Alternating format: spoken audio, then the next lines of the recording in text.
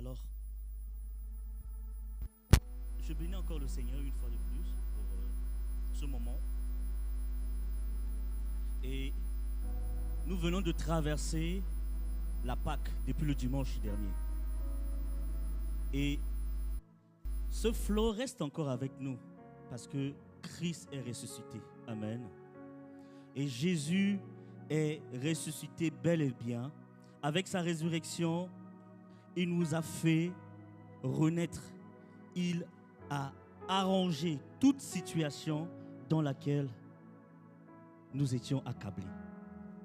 Et ce matin encore, je le dis et je le déclare au nom de Jésus, que tes finances sont restaurées. Je le dis ce matin encore, que ton intelligence est restaurée au nom de Jésus. Je le dis sous la bannière du Saint-Esprit encore, que tes études sont restaurées au nom de Jésus. Que tous les membres de ta famille qui souffrent, que c'est toi, que ça soit au pays, que le Seigneur les restaure au nom de Jésus. Le Seigneur est vivant et il veille sur sa parole. Nous bénissons son nom au nom de Jésus. Alors, nous sommes en train de traverser depuis cette année dans le grand thème de cette année orienté par le conseil. Qui se rappelle du thème de l'année? C'est? Oui, la sœur?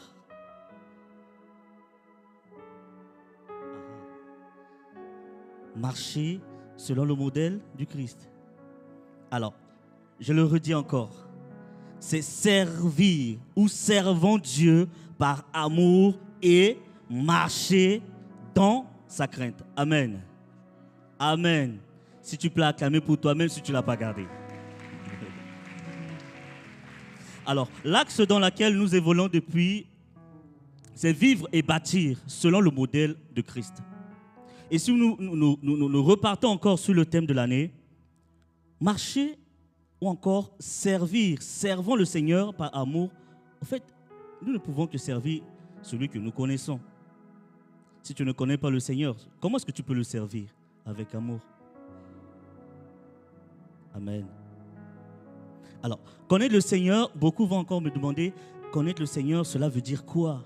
Ou encore le pasteur va encore nous dire encore quoi de ce matin? Servir le Seigneur, quand tu veux servir, il faut d'abord connaître celui que tu sers. Si tu ne le connais pas, tu ne peux pas le servir. Soit tu peux juste accompagner les autres, mais cependant, tu ne le connais pas.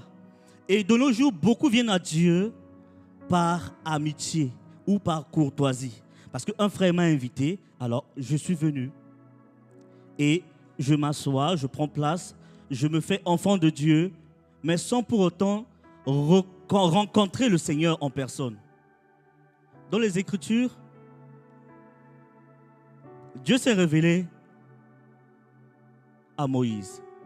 Il s'est révélé à Abraham. Et quand il s'est révélé à Moïse, il leur a donné son nom. Il lui a dit, je suis. Ça, c'est mon nom. Je m'appelle je suis. Mais toi, quel est le nom? Quel est le nom que Dieu t'a montré? En fait, Dieu ne se fait pas, il ne se fait pas preuve, je peux dire. En fait, il ne veut pas te prouver celui qu'il est. Parce que sa nature reste éternelle. Mais à des séquences, quand tu es dans la maladie, quand Dieu se révèle à toi, il se révèle à toi comme un Dieu qui guérit. Là, tu as juste un aspect de son nom, la guérison. Et celui qui est guéri va prier le Seigneur autrement que celui qui n'est pas guéri ou qui n'est pas atteint de maladie. Mais bien sûr qui prie avec nous. Oui, Seigneur, je te bénis parce que tu es le Dieu qui guérit, comme tout le monde le dit. Oui, tu es Jéhovah Jireh. Mais sur quelle base? Amen. C'est important de connaître le Seigneur pour le servir. Et quand je dis cela, je rappelle une petite histoire. Si deux personnes qui courent, voyez-vous, même un athlète qui court, peut-être qui prépare un championnat quelque part, et une personne qui est poursuivie, par exemple, par un chien ou un berger allemand, les deux ne vont jamais courir de la même manière. Amen. Celui qui court pour sauver sa vie, au fait, sa course est liée à sa vie. Attends, il n'a pas droit à l'erreur. Amen. Il n'a pas droit à l'erreur. Ça, c'est connaître pourquoi partir, pourquoi se mettre dans cette course. Et avec Dieu, c'est pareil. Il est important que nous connaissons, nous puissions vraiment être révélés de la nature de Dieu à chaque étape de nos vies.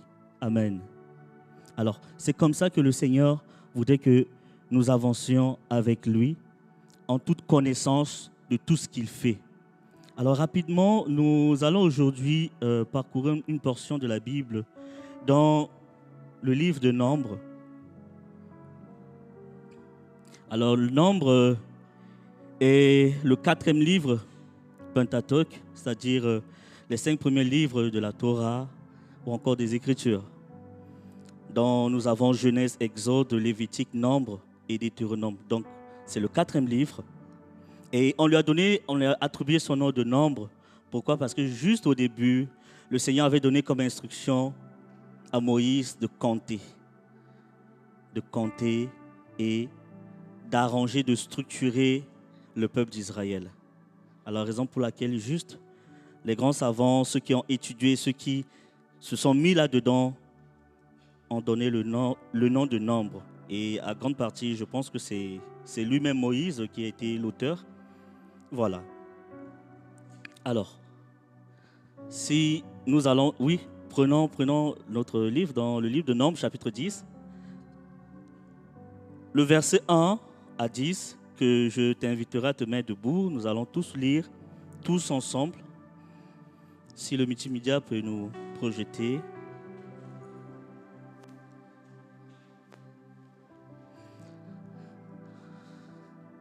Une, deux, c'est parti. L'Éternel parla à Moïse et dit: fais-toi 2 trompettes d'argent, tu le feras d'argent battu. Elles te serviront par convocation de l'assemblée et pour le départ des camps. Quand on sonnera, toute l'assemblée se réunira auprès de toi à l'entrée de la tente d'assignation. Si l'on ne sonne que d'une trompette, les princes, les chefs des milliers d'Israël se réuniront auprès de toi. Quand on sonnera avec éclat, ceux qui campent à l'Orient partiront. Quand vous sonnerez avec éclat, la seconde fois, ceux qui campent à midi partiront. On sonnera avec leur départ. Vous sonnerez aussi pour convoquer l'assemblée, mais vous ne sonnerez pas avec éclat. Les fils d'Aaron, les sacrificateurs, seront de trompette. Ce sera une loi perpétuelle pour vous et pour vos descendants. Lorsque votre pays, vous irez à la guerre contre l'ennemi, vous battra, vous sonnerez des trompettes avec éclat et vous sonnerez votre délivré qui vous donnera délivré de vos ennemis. Dans vos jours de joie, dans vos fêtes et dans vos nouvelles lunes, vous sonnerez des trompettes en offrant des holocaustes et des sacrifices d'action de grâce et vous permettra de moi. Je suis l'Éternel, votre Dieu. Amen. Tu peux reprendre place. Alors, c'est un bon texte. Voilà. Si on fait juste un pas en arrière, nous voyons, avant la sortie de l'Égypte, à l'Égypte plutôt, le peuple de Dieu a mangé la manne. Plutôt la Pâque. Amen. Comme nous venons de traverser. Donc, ils ont mangé la Pâque. Après, ça c'est juste au moment de la 10e plaie. Après, ils ont traversé et ils sont partis jusqu'à s'installer au mont Sinaï. Amen. C'est au mont Sinaï alors que l'Éternel a commencé à donner des instructions palpables. Donc la loi et la construction ou alors les modèles auxquels devait être construit le tabernacle. Tout ça, c'était quoi? C'était un arrangement préalable que le Seigneur mettait d'abord pour montrer à son peuple comment avancer avec lui, comment se diriger. Et les instructions étaient bien et bien orientées. Et maintenant, nous sommes dans le chapitre 10 qui nous parle des trompettes d'argent, selon le modèle de Dieu. Alors, ces trompettes que le Seigneur a demandé au peuple de construire, c'est-à-dire de fabriquer par les instructions qu'il a données par Moïse, était une orientation non seulement physique, mais divine. Parce que toutes les lois qui sortaient de là, les orientations venaient directement de notre Père, le Seigneur. Amen. Alors, le choix, même du matériau, était très spécifique. Parce qu'il a dit que vous allez faire cela avec l'argent. Amen. Et l'argent symbolise, donc, c'est vrai la purité, mais aussi le prix de la rançon. Amen. Ça, c'était très spécifique pour le Seigneur. Et quand le Seigneur leur a permis donc, de construire avec son orientation, ces trompettes, c'était évidemment pour l'orientation. Et comme je le dis, l'argent, en hébreu, on le dit, l'argent c'est kesef. Ça c'est en hébreu.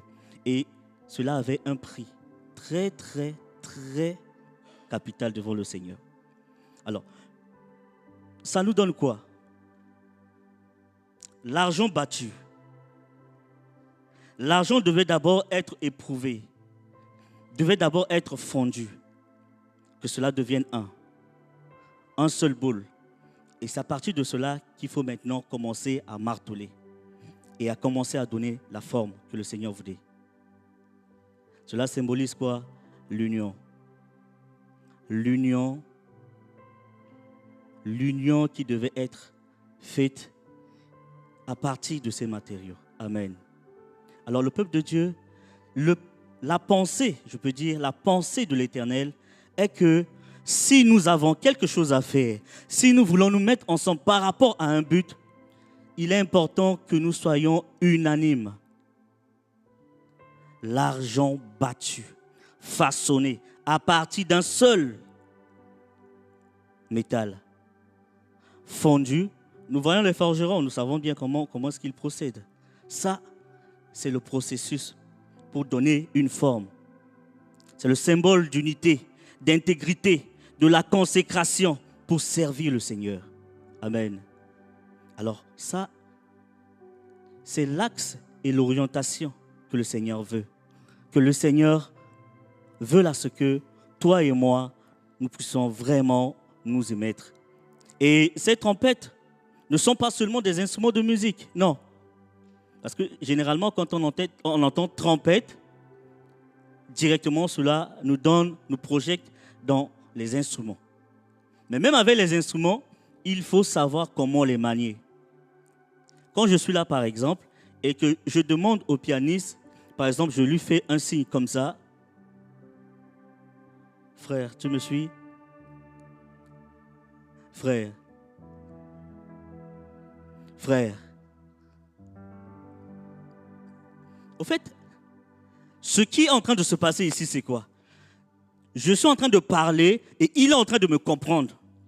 Amen. Frère. Frère. Frère. Amen. Pourquoi on se comprend? Et pourtant, je ne le regarde pas. Je ne lui dis rien. Mais pourquoi elle me comprend? Parce que à la base de la musique, il y a des notes. Amen. Tu peux chanter, ça c'est vrai. Tu peux avoir la voix d'or. Mais c'est important de connaître la base. Amen. Si tu ne comprends pas ces choses, tu ne peux pas évoluer avec le Seigneur. Et il est question, quand le Seigneur donne des instructions. Et le verset dit, il y a un moment, il faut sonner avec éclat. Un moment, il ne faut pas sonner avec éclat. Mais pour l'intrus, ou alors pour l'étranger qui est là parmi eux, même quand on sonne avec éclat, il ne comprend rien. Même quand on sonne sans éclat, il ne comprend rien. Pourquoi? Parce qu'il n'a pas la connaissance. Amen. Il ne comprend rien. Mais dans la musique, au fait, au début, quand je commençais même peut-être à m'y rapprocher, c'était au fait bizarre parce que on dit la note 2 ou encore la gamme 2. Mais la gamme, ce n'est pas seulement la gamme, ce n'est pas seulement une seule note, mais elle est composée. La gamme est composée. Ce n'est pas une seule note que tu touches, non. Mais il faut connaître ces choses. Tu peux chanter, mais tu chantes sur quelle note? Sur quelle gamme? Sur quoi? Raison pour laquelle il y a ceux qui chantent seulement comme ça. Ils se lèvent, ils chantent juste. Voilà, les instrumentistes vont se débrouiller là-bas pour le suivre. Pourquoi? Parce qu'ils n'ont pas cette base. Et c'est ça, comprendre Dieu. En fait, ça revient de là. Il faut comprendre le fondement d'abord. Amen. Si tu ne comprends pas, et quand on va sonner avec éclat, ceux qui sont à midi se lèveront pour partir. Toi, tu seras là. Parce que tu ne comprends pas Dieu. Et comprendre Dieu devait être un souci majeur de nos cœurs. Apprendre à le connaître. Apprendre vraiment à prendre du temps avec lui. C'est vrai, ce n'est pas évident. Tu vas me dire que voilà, c'est vrai, j'aimerais bien le faire, mais j'ai tellement de programmes, j'ai des cours. Oh, ce n'est pas évident. Même en soirée, je suis fatigué. C'est vrai. Mais quand tu es chrétien, un chrétien ne marche pas comme toute autre personne. Quand on t'appelle chrétien, tu dois faire la part des choses. Amen. Tu dois faire la part des choses. Dis à ton prochain, tu dois faire la part des choses.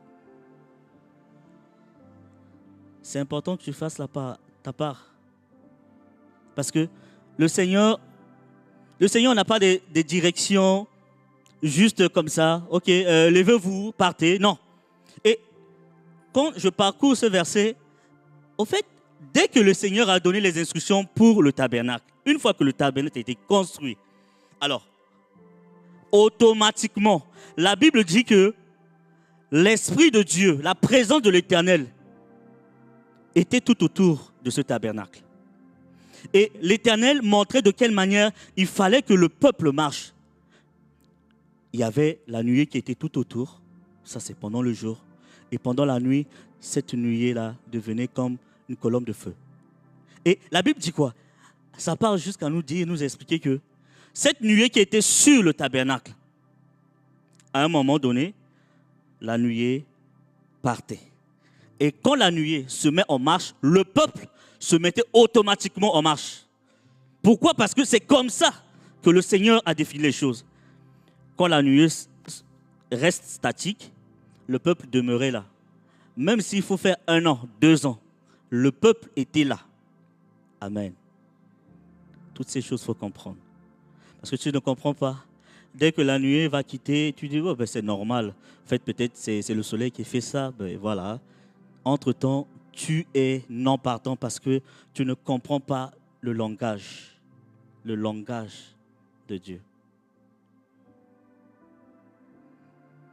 Alors, le Seigneur me met ce message à cœur pour venir et dire à quelqu'un que tu dois encore descendre, encore chercher à connaître ton Dieu, encore chercher à avancer avec lui et connaître ce qu'il veut pour toi. Parce qu'il donne ses instructions. Comprendre Dieu, marcher, comment marcher avec le Seigneur, c'est une connaissance. C'est une connaissance que tu dois apprendre. Tu dois prendre le temps d'écorcher. Tu vas demander au Seigneur de te montrer qui il est pour toi. Qui il est pour toi. Est-ce qu'il est celui qui sauve? Est-ce qu'il est celui qui guérit? Est-ce qu'il c'est le pourvoyeur? Je ne sais pas. Mais Moïse l'a connu en tant que je suis. Et quand il dit je suis, cela me rappelle une fois à l'église, mon père spirituel, il se lève, il dit, aujourd'hui je veux choquer quelqu'un. Vous savez, Dieu n'existe pas. Il reste là. Et quand il dit Dieu n'existe pas, les gens commencent à parler. Dieu n'existe pas? Mais attends, c'est quelle histoire? Dieu n'existe pas. Il laisse un moment, après 3-5 minutes, il dit Dieu n'existe pas. Mais Dieu est. Amen. Est-ce que quelqu'un m'a compris? Dieu n'existe pas. Dieu est. Quand tu dis Dieu existe, c'est-à-dire que Dieu a un commencement, a un début. C'est ça. Un début et une fin. Ça, c'est que Dieu existe. Amen. Mais non, Dieu n'existe pas. Dieu est. Aujourd'hui, il est. Demain, il est. Amen. Il n'a pas changé de nature. Et il demeure. Raison pour laquelle la Bible nous dit, tout ce qu'il a fait hier, il peut aussi le faire aujourd'hui. Il peut encore le faire plus mieux aujourd'hui. Au fait, cela dépend de la révélation dans laquelle le Seigneur se montre.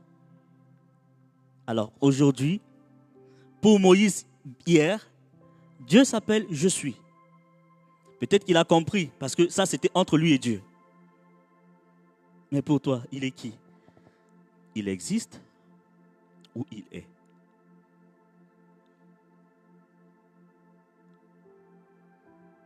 Dieu existe ou il est? Alors le Seigneur m'envoie pour te dire ces choses, pour te pousser à t'ouvrir encore. Peut-être hier tu l'as connu juste par courtoisie. Un frère t'a invité à l'église et voilà. Tu es dans le ministère parce que bon, tu aimes bien chanter, hein. Tu aimes chanter, voilà. Quand tu es venu, voilà, tu es passé par les cours et autres. Aujourd'hui, tu es dans la commission. Voilà, c'est juste par courtoisie parce que tu aimes chanter. Je dis à quoi à quelqu'un? Quand on vient dans la présence de Dieu, chacun se connecte. Tu sais pourquoi tu es venu? Même dans la présence de Dieu, c'est une histoire personnelle. On est tous là, mais on ne reçoit pas de la même manière, non. On ne se connecte pas de la même manière, non. Quand tu viens, par exemple, tu vois un frère s'agenouiller et prier, toi, bon, il a choisi de faire comme ça. Mais attends, il sait pourquoi il fait. Il sait pourquoi. Toi, tu es là peut-être juste en observation. Tu regardes, celui-ci prie comment, tu regardes, tu tournes, tu vois comment celui-ci chante. En fait, tu ne te connectes pas pourquoi. Tu ne te connectes pas pourquoi. C'est important de connaître Dieu. Même parmi la foule qui était là, autour de Jésus. Quand Jésus a dit, quelqu'un m'a touché, qui m'a touché? La foule était là. Mais qui m'a touché? Pierre était un peu mécontent. Il lui dit, mais attends Seigneur, tu es quand même normal. Tu sais qu'il y a plein de monde qui est là. Tu nous demandes qui t'a touché. Tu veux dire quoi? Voilà, il faut même serrer parmi les gens. On cherche tout à te frayer du chemin, mais tu me dis qui m'a touché. Est-ce normal? Mais non. Les gens étaient là, c'est vrai, mais quelqu'un l'a touché. Et ce n'est pas un toucher normal, comme toute autre personne, non. Raison pour laquelle, quand on est unis, ce n'est pas de la même manière qu'on touche Dieu. Ce n'est pas de la même manière qu'on reçoit. Ça, il faut comprendre ces choses. La foi est à la base. Parce que cette dame, elle a touché Jésus avec son cœur. Ça, c'était la foi. Seule elle avait cette clé d'ouvrir. On ne dira pas que dans l'assemblée, il y avait ceux qui étaient malades. Ça, on ne pouvait pas savoir. Mais certainement qu'il y en avait aussi. Mais elle a touché. Pourquoi? Parce qu'elle avait dans sa ressource cette foi. Elle avait cette connaissance. Elle a pris le temps, le soin de clarifier les choses. Bon, c'est vrai que je suis là avec des gens. C'est vrai que c'est difficile. Mais je sais, par rapport à tout ce que j'ai entendu, la Bible dit, la foi vient de ce qu'on entend. Amen. C'était la première fois que Jésus passe ici, dans cette ville. Mais elle s'est dit, il est parti, j'ai entendu. Il a fait ceci. Après, j'ai entendu celui. J'ai entendu cela. Mais pour dire quoi? Pour dire, dès qu'il va passer, même s'il y a les gens, Même si c'est comment. En fait, je vais tout faire. Je vais tout faire. C'est juste une histoire de toucher. Et je sais que même si, ne serait-ce que le bout de sa robe, si j'arrive à toucher. Et c'est de là qu'est partie sa foi. Elle a touché, mais elle n'a pas touché comme toute autre personne. Elle s'est connectée, malgré qu'il y avait tout le monde. Tous étaient là, mais tous n'étaient pas connectés, non. Tous n'étaient pas connectés. Ça, c'est le mystère de Dieu. Et ça, c'est son plan. C'est de telle manière que le Seigneur veut à ce que toi et moi puissions le connaître. Le comprendre. Comprendre quand tu nous parles. Comprendre quand il nous dit d'aller. Quand il nous dit de rester. Comprendre le langage de Dieu. Comprendre ce que le Seigneur veut.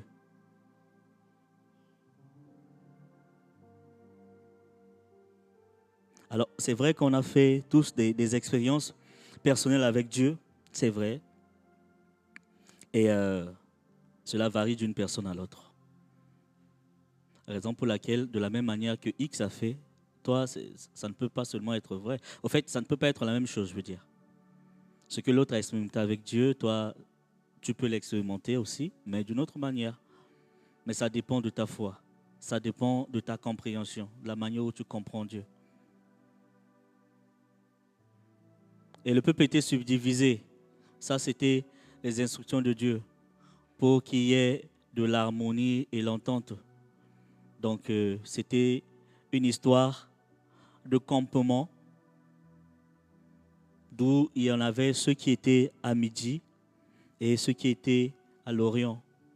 Le peuple était subdivisé en plusieurs groupes. Et c'est là que nous entendons les histoires des Zabulons et autres. Tous étaient là. C'est vrai que c'est le peuple d'Israël, mais Dieu a mis des chefs. Dieu a mis des chefs parmi eux. Pour que tout ce qu'ils faisaient, tout ce que le peuple faisait, devait d'abord arriver au chef. Et de chef, cela revenait jusqu'à Moïse. Et quand le Seigneur dit dans ces versets que ceux qui avaient l'habilité de pouvoir utiliser cette trompette étaient les fils d'Aaron, les sacrificateurs, pour dire que le Seigneur nous a donné encore un travail. Les hommes de Dieu que le Seigneur a établis, c'est pour t'orienter. C'est pour t'orienter. Et je bénis le Seigneur pour la vie de cette église parce que chaque jour, il se révèle. Parce que chaque jour, il y a des orientations. À chaque année, dans chaque couloir, il y a des orientations. Et l'équipe que le Seigneur a bâtie ne cesse de travailler jour et nuit. Ça, c'est pour le souci de ton avancement. C'est pour que tu avances encore avec Dieu. C'est pour que tu apprennes à connaître Dieu. Il est important pour nous de comprendre ces choses et de s'y attacher. Parce que quand tu comprends le langage de Dieu, quand tu comprends pourquoi le Seigneur t'a sauvé, et tout ce qu'il te demande, tu n'as pas besoin qu'on t'harcèle. Au fait, tu n'as pas besoin qu'on te dise, voilà, il faut venir pendant les séances de répétition. Il faut venir dans les commissions. Voilà, on a besoin de toi. Non, on ne peut pas te dire ça parce que tu connais, tu comprends ce que le Seigneur veut de toi. Et tu le fais d'un cœur rempli de joie. Moi, si je ne viens pas au culte, peut-être je suis un peu malade. Mais si la maladie n'est pas là, non. Je ne me trouve pas d'excuses. Pourquoi? Parce que j'ai la vie. La seule de fois qui se relève le matin, non, au fait, j'ai un peu mal à la gorge ou j'ai mal dormi. Bon, c'est mieux de laisser ce dimanche. Mais, tu es sûr que tous ceux dans le monde, même rien qu'ici au Maroc, qui ont voulu se réveiller, ils se sont réveillés. Mais le don gratuit que le Seigneur nous fait, ça te fait quoi? Se coucher, se relever devient normal pour nous. Pourquoi? Parce que nous ne comprenons pas certaines choses. Non, quand tu te réveilles, ça c'est une grâce. C'est une grâce que le Seigneur fait. Des fois, ça paraît normal que même pour se coucher, ok, bon frère, on va se voir demain. Hein, on va se voir demain. Qui t'a dit que quand tu vas dormir, tu vas te réveiller? Tu es certain? N'as-tu pas appris qu'un frère, deux frères qui se sont rencontrés aujourd'hui et ils se sont séparés le lendemain, l'un apprend que voilà, l'autre est parti dans la nuit. Et pourtant, il n'était même pas malade. Mais toi, le Seigneur te fait toutes ces grâces. Mais tu ne comprends rien. Tu ne comprends pas. Des fois même, tu deviens... En fait, tu ne bénis pas. C'est normal. Oui, Seigneur, bon, c'est normal. C'est comme un enfant avec son père. Hein. Parce que l'enfant avec... quand tu as un petit enfant, en fait, c'est pas son souci. Que tu as l'argent ou tu n'as pas l'argent, en fait, ça ne le regarde pas. Le matin, il se réveille. Papa, je veux manger, je veux le pain. Point final. Il ne sait pas dans ta poche qu'est-ce qui est là-bas. Et ça devient normal. Et des fois, nous prenons Dieu comme ça. C'est normal. Dieu, bon, c'est bien Dieu. Bon, voilà. Demain, j'ai tel programme. Mais quand tu te réveilles, je le rappelle encore, soyons reconnaissants. Soyons reconnaissants. Chaque jour est une grâce. Chaque jour est une grâce. Même les heures que nous passons, c'est une grâce. Alors, il y a beaucoup de choses que le Seigneur a dit au travers de ce verset. Mais je ne vais pas trop te tirer. Je ne vais pas trop te tirer ce matin. Mais que le Seigneur nous fasse grâce. Amen. Qu'il nous fasse grâce et qu'il nous aide à avancer avec lui. Parce que même pendant les fêtes, les paroles le disent, les Écritures le disent, pendant les fêtes, il faut sonner ses trompettes pour se rappeler de Dieu. Pendant la guerre, il faut sonner ses trompettes. Pourquoi? Pour rappeler au Seigneur que voilà, nous sommes là, mais nous sommes en train de batailler. Et cela obligeait aussi Dieu à se rappeler du peuple. C'était comme ça. Cela obligeait Dieu à se rappeler et de leur venir en aide. Des fois, dans les fêtes, nous oublions Dieu. Tellement que c'est beau, voilà. Tellement l'anniversaire était super. Alors, nous oublions Dieu. Non. Non. La Bible est claire. Et j'ai l'habitude de dire, ce livre, au fait, c'est le résumé de tout ce qui existe dans le monde. C'est le parchemin de tout. Ne l'ignorons pas. C'est le parchemin de tout. Et voilà les tracés que le Seigneur orientait ce peuple avec. Tout ce qu'il voulait dire était basé sur les Écritures. Alors rien n'était d'abstrait, ni rien n'était à négliger, non. Parce qu'il a pris soin de décrire des choses, d'établir des choses, pour que même pendant les fêtes, nous puissions nous rappeler de Dieu. Ça, je trouve waouh. Ça, je trouve très impressionnant, parce que le Seigneur est fidèle. Et je bénis le Seigneur pour tout ce qu'il continue de faire parmi nous, en nous exhortant, par les messages, par les prédications, par les enseignements. Je bénis le Seigneur parce qu'il prend vraiment soin. Et il ne laisse rien passer au hasard. Ça, c'est une grâce que le Seigneur nous fait. Alors,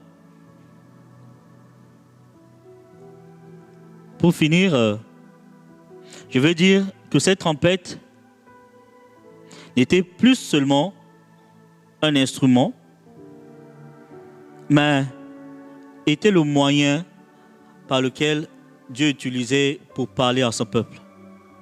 Et aujourd'hui, comme je l'ai dit tout à l'heure, les hommes de Dieu sont là,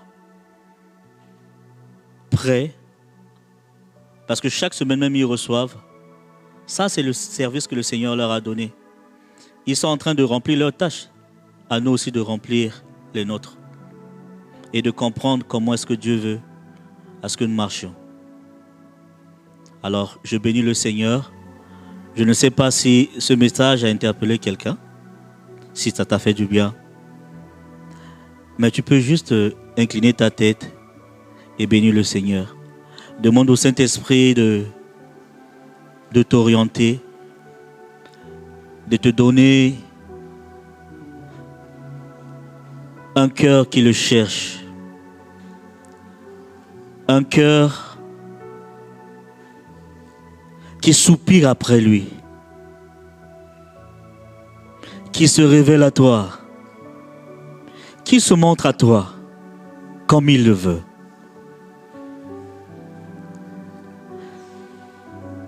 Saint-Esprit, aide-moi.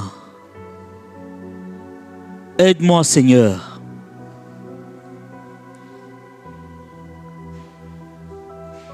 Je veux comprendre, Seigneur, comment est-ce que tu parles, comment est-ce que tu m'orientes. Fais-moi cette grâce. Je veux encore te comprendre, encore te connaître. Par ton nom, révèle-toi, Seigneur. C'est vrai que des fois, je vois toutes choses normales. C'est normal pour moi. Seigneur, c'est normal. Tout est normal. Même quand je me réveille, c'est normal. Mais je me suis rendu compte ce matin que des fois, je passe à côté. Et je ne suis pas ingrat. Je suis plutôt ingrat, Seigneur. Je ne suis pas reconnaissant. Je ne reconnais même pas quand tu me fais du bien.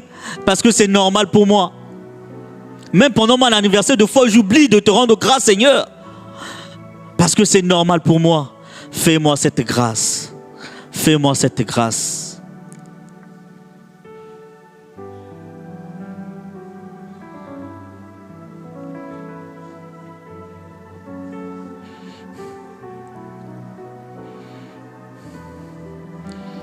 Alléluia.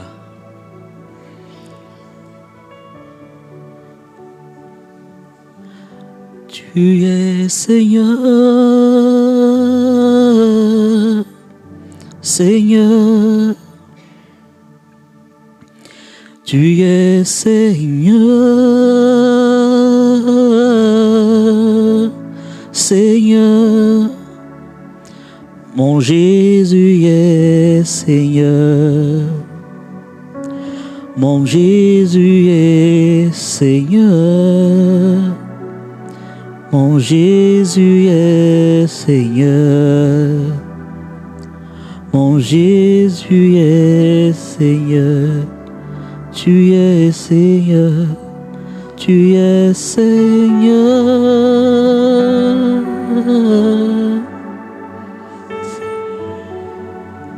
Tu es Seigneur. Montre-moi, Seigneur. Je veux encore te comprendre, te connaître, Seigneur. Chaque jour, montre-moi. Montre-moi chaque jour. Montre-moi chaque jour. Montre-moi, Seigneur. Montre-moi, Seigneur, chaque jour avance avec toi. Je ne peux.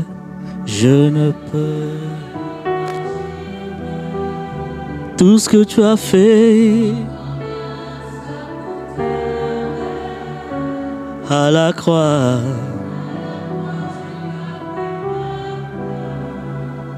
Alléluia, Jésus. Je ne peux imaginer. Alléluia, Jésus. Tout ce que tu as fait. Tout ce que tu as fait, Jésus. Alléluia.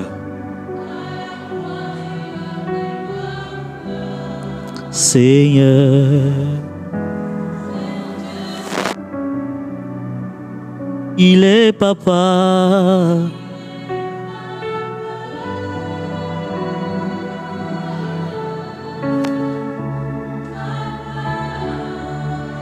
Il est papa.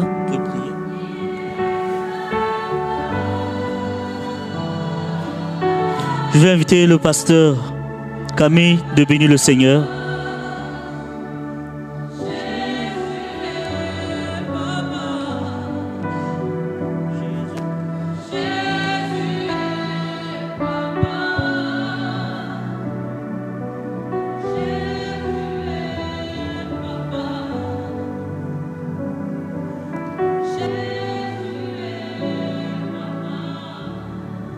Seigneur notre Dieu, ce matin, nous venons au trône de la grâce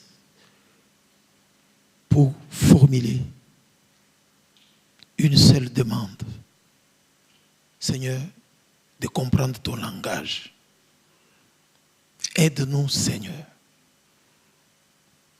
Si nous ne comprenons pas ton langage, nous ne pouvons pas marcher avec toi. Et si nous ne pouvons pas marcher avec toi, nous ne ferons pas ta volonté. Et si nous ne faisons pas ta volonté, Seigneur, nous ne pouvons pas être sauvés. Père, aide-nous. Deux personnes ne peuvent pas marcher ensemble s'ils ne s'entendent pas. Nous avons besoin, Seigneur, que le Saint-Esprit nous donne les discernements pour comprendre ton langage. Tu es le Dieu qui aime la diversité. Tu sais comment tu parles avec chacun d'entre nous. Seigneur, par manque de compréhension de ton langage, nous échouons dans beaucoup de choses. Et pourtant, tu nous as parlé. Il arrive des fois que tu puisses nous avertir. Mais par manque de comprendre, nous tombons, Seigneur, dans des pièges. Nous chutons, Seigneur, dans les tentations, puisque nous n'avons pas compris ton langage, alors que tu as parlé. Aujourd'hui, Père, nous demandons l'esprit de discernement. Aide-nous à comprendre ton langage pour que nous puissions marcher selon ta volonté. C'est toi notre Créateur. Tu connais nos faiblesses. Quand nous ne comprenons pas, tu sais connaître que nous n'avons pas compris. Ta volonté est que nous puissions, Seigneur, faire notre part pour comprendre ce que tu veux nous dire. Mais sans le Saint-Esprit, nous ne comprendrons rien. Nous avons besoin, Seigneur, de ton esprit. L'esprit de discernement. L'esprit qui nous interpelle. L'esprit qui nous explique. L'esprit qui nous oriente. L'esprit qui nous guide. Afin que nous puissions marcher selon ta volonté. Avec toi, nous ferons des exploits. Nous te disons merci pour ta parole.